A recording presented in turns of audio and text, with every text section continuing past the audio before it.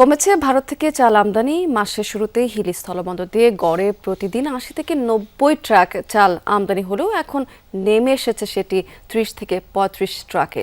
ব্যবসায়ীরা বলছেন যে আমন ধান কাটা মারাই শুরু হয়েছে, ইতিমধ্যে দেশের বাজারে আসতে শুরু করেছে নতুন এই চাল। এতে কমছে আমদানি করা চালের চাহিদাও। আমদানি করা চালের দাম আগের তুলনায় কেজি প্রতি ২-১ টাকা মতো কমে গেছে। মোটা চালের স্বর্ণা চাল পাইকারি বাজারে বিক্রি হচ্ছে এখন ৪৪ থেকে ৪৫ টাকায় এবং সরু জাতের সম্পা চাল সেটি বিক্রি হচ্ছে ৬০ থেকে ৬২ টাকা দরে। হিলি স্থলবন্দর দিয়ে আমদানি করা এসব চাল সরবরাহ হচ্ছে ঢাকা, চট্টগ্রাম, রংপুর, বগুড়া, নীলফামারী সহ দেশের বিভিন্ন প্রান্তে। সরকারের ঘোষিত সময় অনুযায়ী আগামী ৩০শে নভেম্বর পর্যন্ত চাল আমদানি করা যাবে।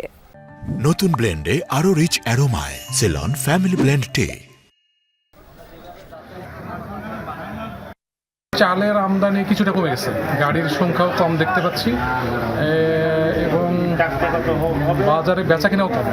নতুন চাল আসতেছে, মিলগুলা থেকেও নতুন চাল বাজারে আসতেছে। নতুন ধান এসে গেছেন, পর্যাপ্ত পরিমাণ মিলারদের কাছে মজুত আছেন।